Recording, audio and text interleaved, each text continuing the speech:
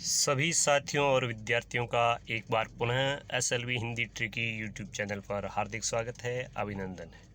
साथियों, आज हम पढ़ेंगे कक्षा 12 हिंदी अनिवार्य की पाठ्यपुस्तक आरोह के काव्य खंड का अध्याय नंबर 1, जिसका शीर्षक है हरिवंश राय बच्चन। जैसा कि विदित होगा आपको कि इस सत्र में कक्षा 12 का पाठ्यक्रम बदला गया है और एनसीईआरटी का पाठ्यक्रम लागू किया गया है। उसी के अंतर्गत पहला पाठ है हरिवंश राय बच्चन। जैसा कि हम सब जानते हैं कि फिल्म अभिनेता महानायक अमिताभ बच्चन के पिता का नाम था हरिवंश राय बच्चन, जो एक महान कवि थे। तो हरिवंश राय बच्चन का सबसे पहले परिचय, जन्म 1907 इलाहाबाद। इनकी प्रमुख काव्य रचना की बात करें तो मधुशाला 1935, मधुबाला 1938, मधुकलश 1938, निशा निमंत्रण, एकांत संगीत, आकुल अंतर, मिलन यामिनी, सतरंगिणी, आरती औरंगारे, नए पुराने झरोके, टूटी फूटी कड़ियाँ, ये इनके काव्य संग्रह। क्या भूलूं क्या याद करूं, नीड़ का निर्माण फिर, बसेरे से दूर और 10 द्वार से सोपान तक, ये इनकी आत्मकथा है जिनके 4 खंड हैं। हेमलेट, जनगीता और मैकबेथ, इन रचनाओं का इन्होंने अनुवाद किया। और प्रवासी की डायरी, ये इनकी महत्वपूर्ण डायरी है। इनका पूरा साहित्य बच्चन ग्रंथावली के नाम से 10 खंडों में प्रकाशित किया गया है। 2003 मुंबई में इनका निधन हो गया। इनकी कविता की एक मशहूर पंक्ति है और वो कहते हैं कि पूर्व चलने के बटोई बाट की पहचान कर ले। कोई भी काम करने से पहले उस लक्ष्य मार्ग पर अपने को कौन कौन सी बाधाओं का सामना करना पड़ेगा, कौन कौन सी मुश्किलें आने वाली है, इसका भली भांति हर किसी को अंदाज़ा पहले हो जाना चाहिए। 1942 से 52 तक इलाहाबाद विश्वविद्यालय में प्राध्यापक, आकाशवाणी के साहित्यिक कार्यक्रमों से संबंध, फिर विदेश मंत्रालय में हिंदी विशेषज्ञ रहे। दोनों महायुद्धों के बीच मध्यम वर्ग के विशुद्ध विकल मन को बच्चन ने वाणी का वरदान दिया। उन्होंने छायावाद की लाक्षणिक वक्रता मतलब टेढ़ापन के बजाय सीधी सादी जीवंत भाषा और संवेदनशिक्त गय शैली में अपनी बात कही। व्यक्तिगत जीवन में घटी घटनाओं की सहज अनुभूति की ईमानदार अभिव्यक्ति बच्चन के यहाँ कविता बनकर प्रकट हुई है। यह विशेषता हिंदी काव्य संसार में उनकी एक अनोखी लोकप्रियता का मूल आधार है। मध्ययुगीन फारसी के कवि उमर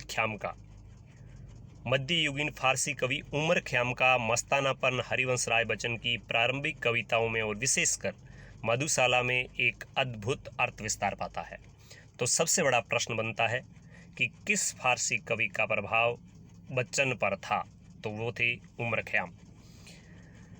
जीवन एक तरह का मधु कलश है, दुनिया मधुशाला है, कल्पना साकी है और कविता वह प्याला है जिसमें डालकर जीवन पाठक को वह मधुशाला, वह मधु यानी वह आनंद, यहाँ पे मधु का अर्थ आनंद, वह आनंद पिलाया जाता है। कविता का एक घूंट जीवन का एक घूंट है। बहुत ही महत्वपूर्ण पंक्ति है।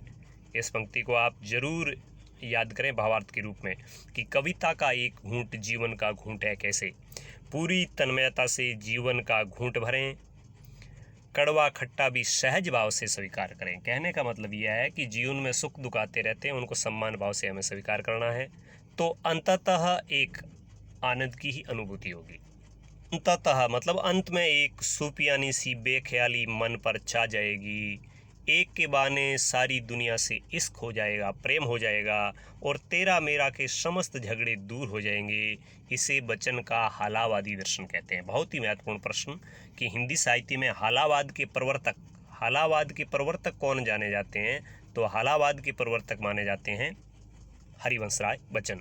ये बात ध्यान देने योग्य है कि उनकी युगबोध संबंधी कविताएं जो बाद में लिखी गई, उनका मूल्यांकन अभी तक कम हो पाया है। बच्चन का कवि रूप सबसे अधिक विख्यात है, पर उन्होंने कहानी, नाटक, डायरी आदि के साथ बेहतरीन आत्मकथा भी लिखी है, जो ईमानदार आत्म स्वीकृति और शुद्ध शैली के कारण, प्रांजल शैली के कारण निरंतर लोगों में पढ़ने योग्य बनी हुई है। अब यहाँ पर जो 2 कविताएं हैं, उन कविताओं में क्या दिया गया है, पाठ परिचय के अंतर्गत पढ़ते हैं। यहाँ उनकी कविता आत्म परिचय और गीत संग्रह निशा निमंत्रण का एक गीत दिया गया है। अपने को जानना दुनिया को जानने से ज़्यादा कठिन है। समाज से व्यक्ति का नाता खट्टा मीठा होता ही है। जग जीवन से पूरी तरह अलग रहना भी संभव नहीं है। दुनिया अपने व्यंग्य बाण और शासन प्रशासन से चाहे जितना कष्ट दे, पर दुनिया से कटकर मनुष्य रह भी नहीं सकता, क्योंकि उसकी अपनी पहचान, उसकी अपनी अस्मिता का उत्स, उसका परिवेश ही उसकी दुनिया है। अपना परिचय देते हुए वह लगातार दुनिया से अपने द्विधात्मक और द्वंद्वात्मक संबंधों का मर्म उद्घाटित करता चलता है। पूरी कविता का सारांश एक पंक्ति में यह बनता है कि दुनिया से मेरा संबंध प्रेम और कलह का है, मेरा जीवन विरोधों का सामंजस्य है। उन्मादों में अवसाद, रोदन में राग, शीतलवाणी में आग, विरोधों का विरोधाभास मूलक सामंजस्य साधते साधते कवि में वह बेखुदी, वह मस्ती, वह दीवानगी उनके व्यक्तित्व में उतर आई है कि कवि कह पड़ता है, दुनिया में हूँ, दुनिया का तलबगार नहीं हूँ, बाजार से गुजरा हूँ पर खरीददार नहीं हूँ। ऐसा कुछ कहने का ठस्सा पैदा होता है और यह ठस्सा ही छायावादोत्तर गीति काव्य का प्राण है। किसी असंभव आदर्श, जिसे यूटोपिया कहा जाता है, की तलाश में सारी दुनियादारी ठुकराकर उस भाव से इन्हें कोई वास्ता नहीं है। प्रीति कलह का यह फैलाव, विरोधाभास का यह विग्रह इन्हें दूर टिमटिमाते तारे की अबूझ रहस्यात्मक से लाहलोट रखता है। निशा निमंत्रण से जो दूसरा गीत लिया गया है,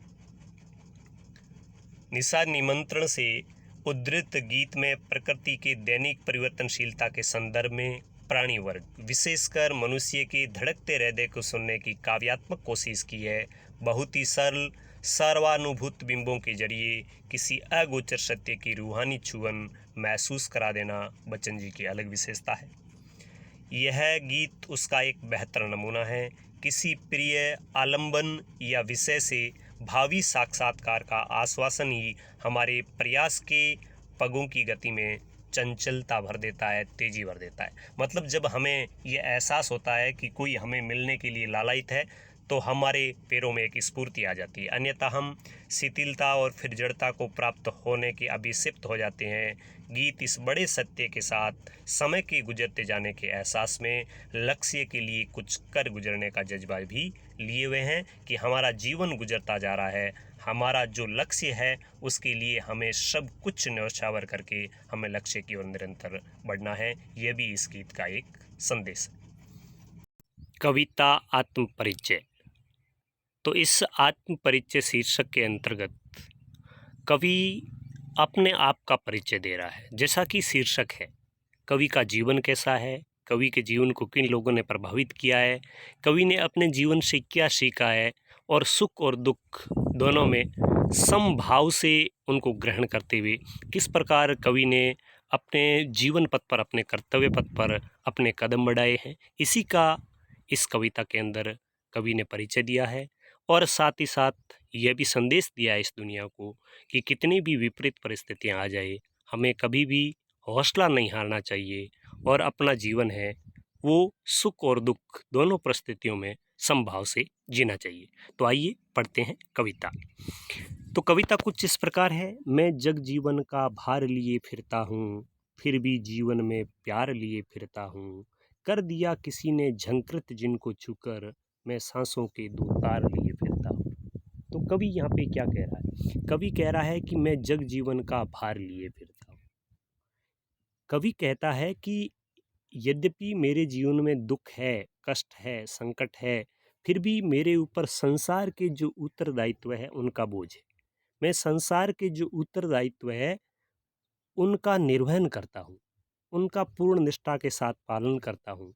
फिर भी जीवन में हमेशा प्रेम को महत्व देता हूँ, प्रेम पूर्वक जीवन जीता हूँ और लोगों को प्रेम की शिक्षा देता हूँ।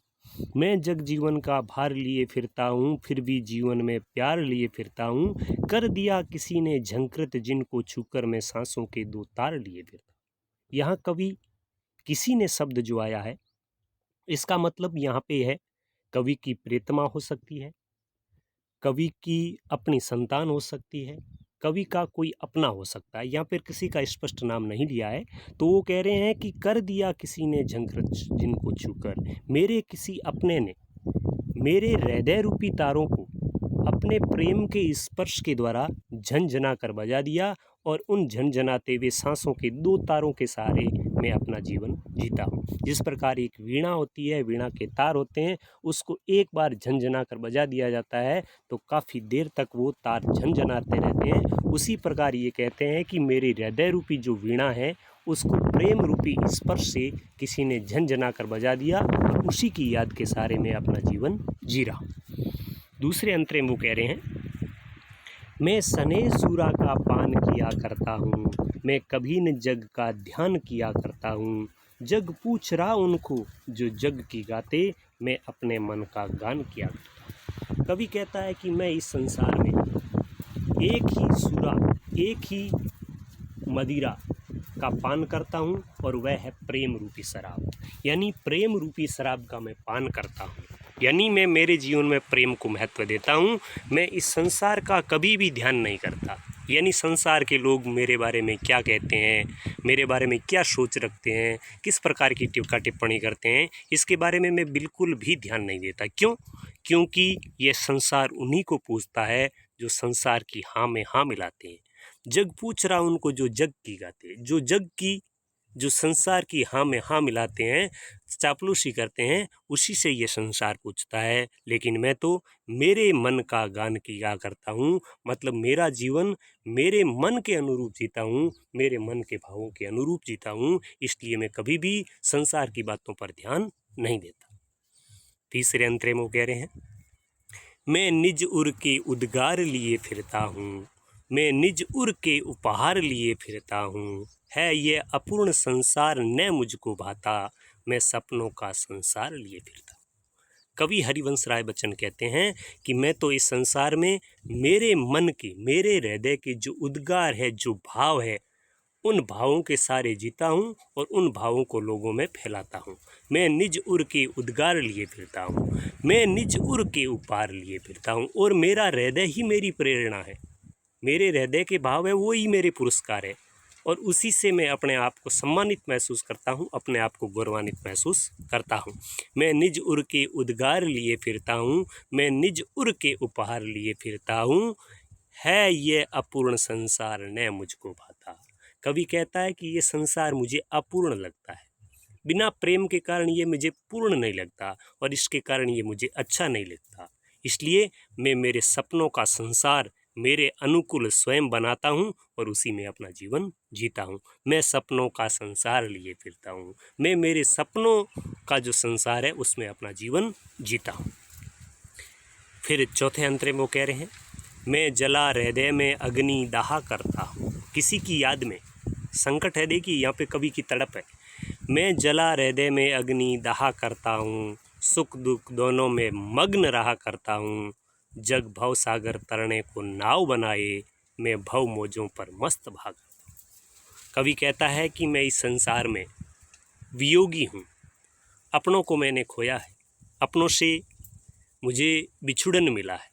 इस कारण मेरे हृदय में वियोग की अग्नि है, जिसमें मैं निरंतर जल रहा हूँ, लेकिन फिर भी मैं सुख और दुख दोनों में मग्न रहता हूँ, दोनों में प्रेम पूर्वक अपना जीवन जीता हूँ। न कभी सुख में अति उत्साहित होता, और न कभी दुख में हतोत्साहित होता। सुख और दुख दोनों को समभाव रूप से ग्रहण करते हुए मैं अपना जीवन जीता हूँ। संसार के लोग अनेक प्रकार के कर्म कांड करके, नानाविध अनुष्ठान करके इस संसार सागर से पार उतरने की कोशिश करते हैं, लेकिन मैं तो इस संसार रूपी सागर की जो लहरें हैं उन पर बैठकर ही इस संसार सागर से पार हो जाता हूँ। चौथे अंतरे में फिर कह रहे हैं, मैं यौवन का उन्माद लिए फिरता हूँ। उन्माद का अर्थ होता है नशा। उन्मादों में अवसाद लिए फिरता हूँ। अवसाद का अर्थ होता है पीड़ा। जो मुझको बार हंसा रुलाती भीतर, मैं हाय किसी की याद लिए फिरता हूँ। बहुत बढ़िया अंतरा है, बहुत ही महत्वपूर्ण अंतरा है। यहाँ पे कवि कह रहा है कि मैं यौवन का उन्माद लिए फिरता हूँ। मेरी अभी अभी युवा अवस्था है, और युवा अवस्था का जो एक नशा होता है, जो एक खुमारी होती है, उसमें मैं अपना जीवन जी रहा हूँ। लेकिन इस नशे में, इस उन्माद में मुझे एक कसक है, मुझे एक पीड़ा है, मुझे एक दुख है जिसको भी मुझे झेलना पड़ रहा है। और उस दुख के कारण जो मुझको बार हंसा रुलाती भीतर, युवा अवस्था है, उन्माद है, इसलिए मैं बाहर से तो हंसता हुआ प्रतीत होता हूँ, लेकिन जब मेरे अपने किसी की याद आती है जिससे मुझे चिर वियोग मिला है तो उसके कारण मेरा हृदय है वो रोता है। तो यहाँ पे देखिए कवि ने ऐसा क्यों कहा, जो मुझको बार हंसा रुलाती भीतर, क्यों? उसका उत्तर कवि ने यहाँ पे दिया, मैं हाय किसी की याद लिए फिरता हूँ। जब कवि को अपने किसी परिवारजन की जब याद आती है तो उनकी आत्मा है, उनका हृदय रोता है, लेकिन युवा अवस्था है और जीवन में उन्माद है, इसलिए उनका बाहरी जो आवरण है वो हंसता हुआ दिखाई देता है। अब यहाँ पे इस अंतरे में कवि कह रहा है, इस संसार की सत्यता क्या है, इस संसार की सच्चाई को जानने का किन किन लोगों ने प्रयास किया। तो कवि कह रहा है, कर यत्न मिटे सब सत्य किसी ने जाना, नादान वही है हाय जहाँ पर दाना। फिर मूड न क्या जग जो इस पर भी सीखे, मैं सीख रहा हूँ सीखा ज्ञान बुला। बहुत बढ़िया अंतरा, बहुत ही महत्वपूर्ण अंतरा यदि व्याख्या की दृष्टि से देखें।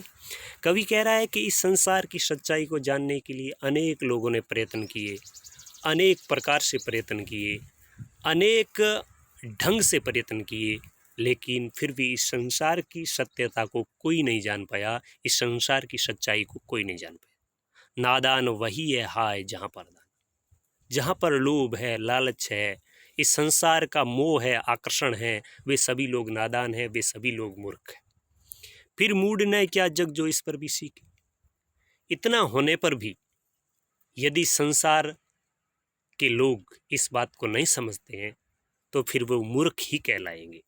इसलिए मैं इस संसार में जितना भी ज्ञान सीख चुका हूँ उस ज्ञान को मैं भूलने की चेष्टा कर रहा हूँ। लोग इस संसार में आने के बाद अधिक से अधिक ज्ञानार्जन करना चाहते हैं, संसार की सच्चाई जानना चाहते हैं, लेकिन आज तक कोई नहीं जान पाया। तो फिर भी यदि वो प्रयास कर रहे हैं तो मूर्ख ही कहलाएंगे। लेकिन मैं इनके ठीक विपरीत आज तक जो भी ज्ञान सीखा है उसको मैं भुलाने की चेष्टा कर रहा हूँ। मतलब संसार की सत्यता क्या है इसको जानने का मैं कोई प्रयास नहीं कर रहा, क्योंकि मैं तो मस्त भाव से प्रेम पूर्वक अपना जीवन जीना चाहता हूँ। आगे कवि कह रहा है, मैं और जग और। बहुत बढ़िया है, यहाँ पे 3 बार और शब्द आया है। मैं और मतलब मैं अलग प्रकार का हूँ, और योजक आया है, और जग और यानी संसार अलग प्रकार का है।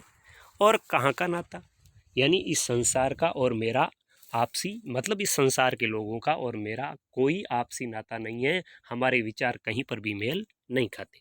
मैं और जग और कहाँ का नाता, मैं बना बना कितने जग रोज मिटाता, इसलिए मैं मेरे मन के अनुरूप अनेक संसार का निर्माण अपने आप करता हूँ। मेरे लिए मैं संसार यानी जग का निर्माण करता हूँ, और जब वह मेरे अनुकूल नहीं लगता तो मैं उसको मिटा देता हूँ। मतलब मेरे मन के अनुरूप मुझे जो अच्छा ही संसार लगता है उसमें ही मैं अपना जीवन जीता हूँ।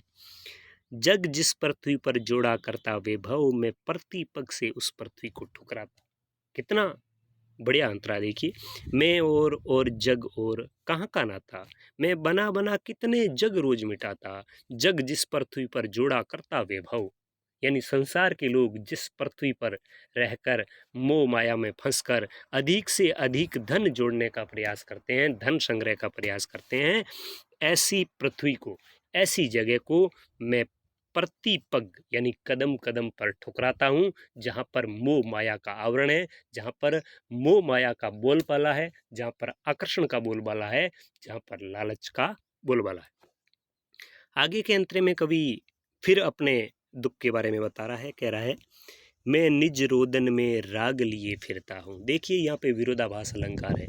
शीतल वाणी में आग लिए फिरता हूँ, हो जिस पर भूपों के प्रासाद निछावर, मैं वह खंडर का भाग लिए फिरता हूँ। तो यहाँ पे देखिए, रोदन में राग, शीतल वाणी में आग, विरोधाभास है। कवि कह रहा है कि मेरे जीवन में दुख है जिसके कारण मुझे जीवन में रोना भी पड़ा है, फिर भी मैं जीवन में राग लिए फिरता हूँ, मतलब प्रेम पूर्वक अपना जीवन जीता हूँ। शीतल वाणी में आग लिए फिरता हूँ, यद्यपि मेरी वाणी शांत है, शीतल है, लेकिन फिर भी उसमें विरोध का स्वर है, उसमें दुख का स्वर है। इसलिए कवि कह रहा है कि मैं निज रोदन में राग लिए फिरता हूँ, शीतल वाणी में आग लिए फिरता हूँ। मतलब कसक है, दुख है, पीड़ा है, टीस है। वाणी भले ही शांत हो, लेकिन उसके अंदर एक आग है।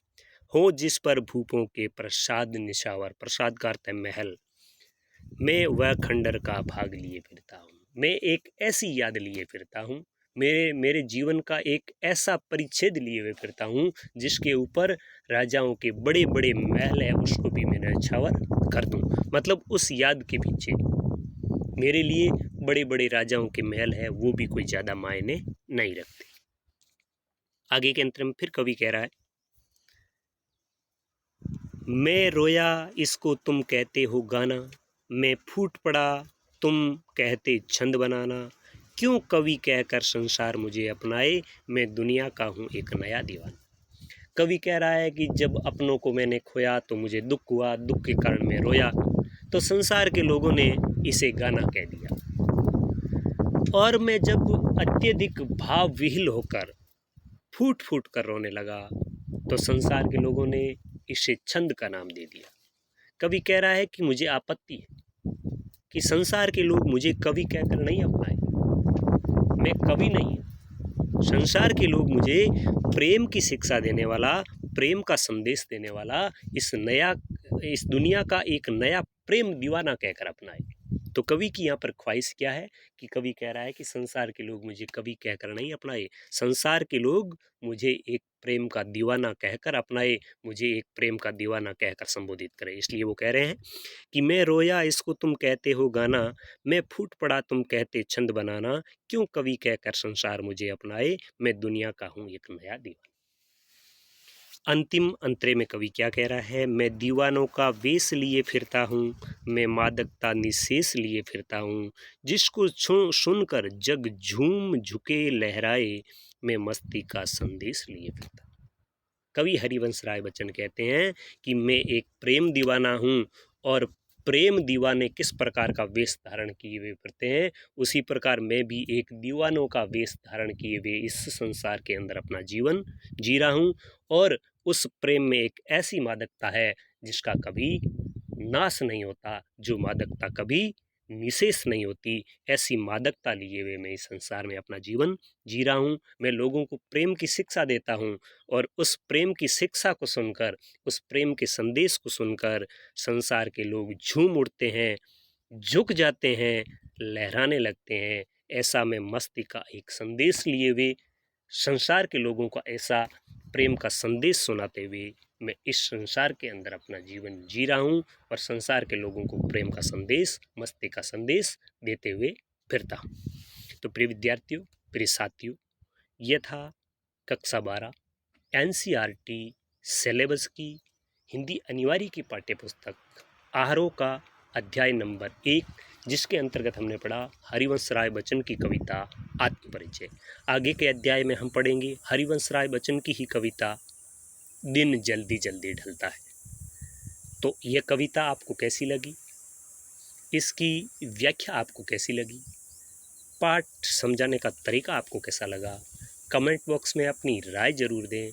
आप क्या पढ़ना चाहते हैं, किस प्रकार पढ़ना चाहते हैं, इस बात का स्पष्टीकरण भी ज़रूर दें। और मेरा निवेदन रहेगा कि इस चैनल के आप सदस्य नहीं हैं तो इस चैनल को सब्सक्राइब करें, वीडियो को अधिक से अधिक लाइक करें, शेयर करें, और अपने मित्रों को भी इस चैनल से जोड़ने का प्रयास करें। मिलेंगे आगे वाले अध्याय के साथ बहुत जल्द। तब तक आज्ञा दीजिए। नमस्कार, जय हिंद, जय भारत।